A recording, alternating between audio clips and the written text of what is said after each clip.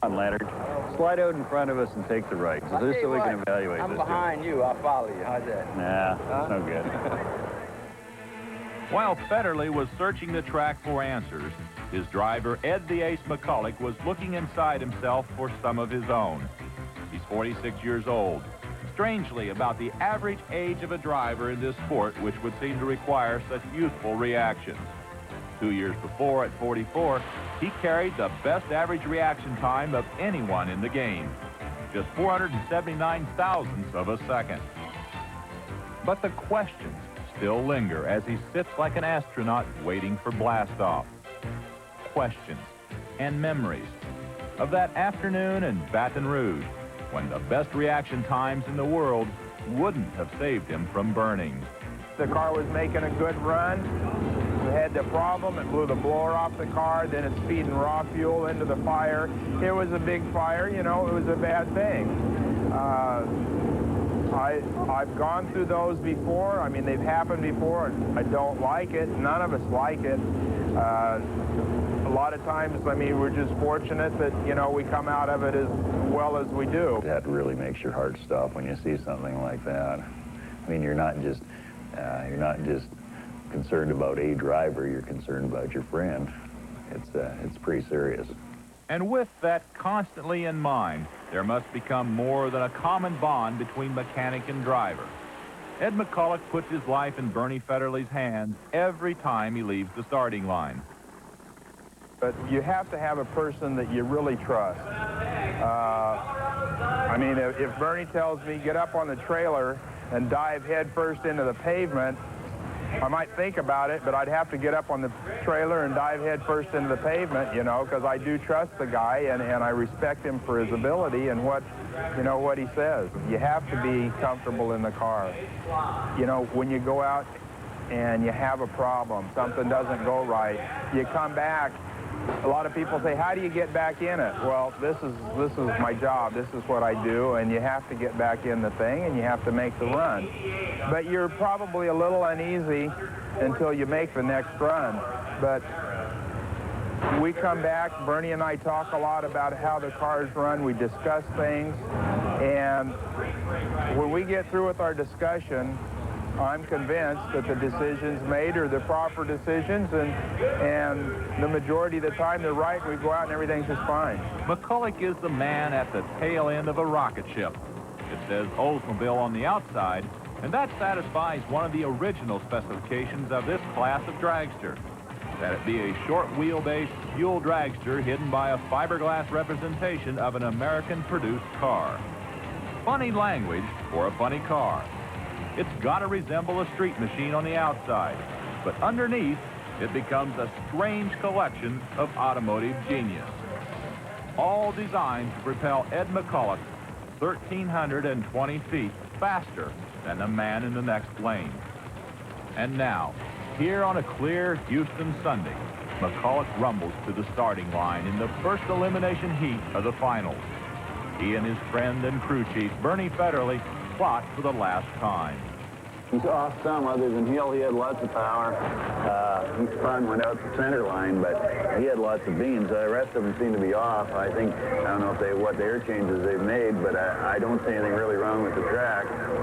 And I think we'll have enough beans to pull it off. They're now ready for round one in Houston.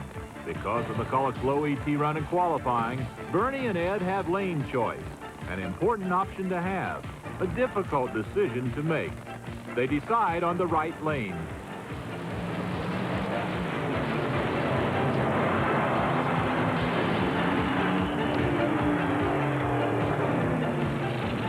It's time to put it all on the line again. Race day leaves no room for error. If you lose, you're out. McCulloch is ready. His crew can only stand by and watch. Everyone on the team is looking at a different area usually on the car. Then we tie it in with what we see on our computer and what the driver tells you, and we just try and make a story, right? And say, hey, this is a scenario. This is where we're at. Now what are we going to do about it? We got real lucky the first round. We were able to pull off a win. The car wasn't real aggressive in the starting line area, which was probably fortunate. The weather change softened the motor just a little bit. And but it pulled off the right and got down around along the wall. There wasn't much bite out there and got to spin the tires pretty good. And but surprisingly, it still ran a pretty respectable 330.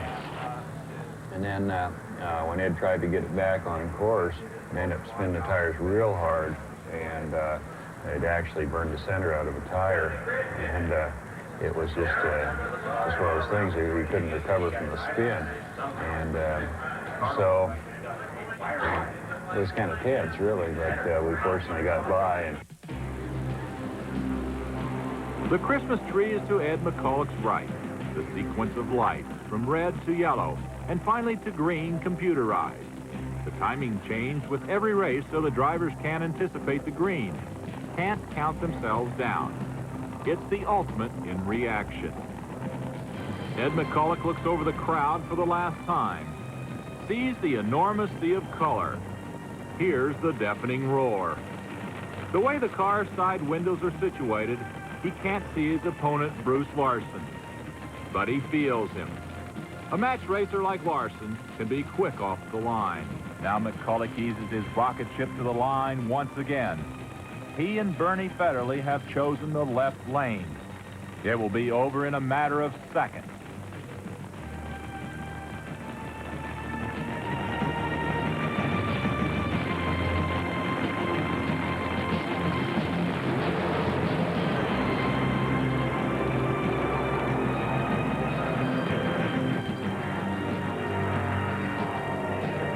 With the calm that Bernie Federley has worn like a protective suit all his career, he turns and walks away.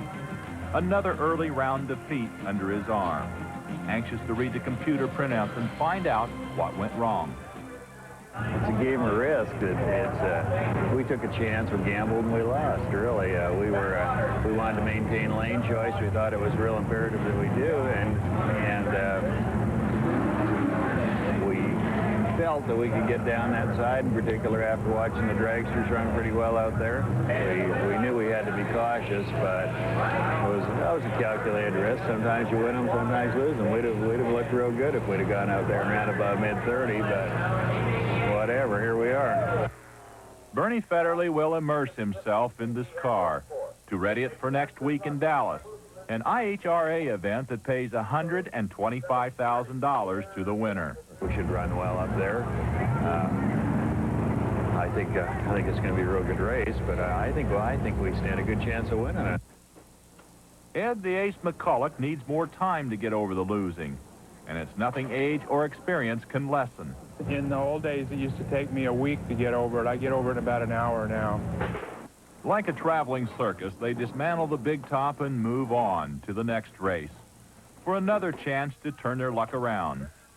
Bernie Federley makes his own luck by combining computer technology with his mechanical skills.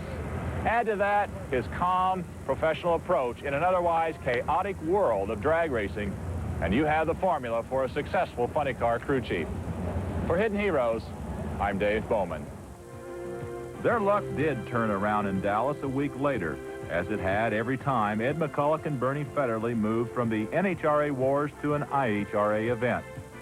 5th place on one tour, the championship on the other.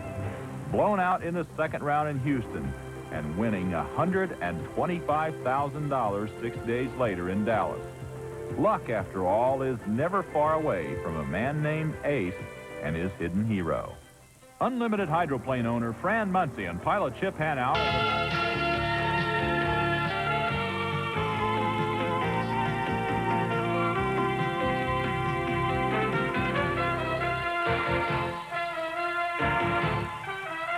Largest motorsports sanctioning body, showcasing speeds in excess of 290 miles an hour and traveling the quarter mile in less than 5 seconds. Championship drag racing from the NHRA. The 19-race, $18 million NHRA Winston Championship Drag Racing Series is entering the home stretch with only 7 races remaining in this 1989 season. The most recent event was at Seattle International Raceway in the Seafair Nationals.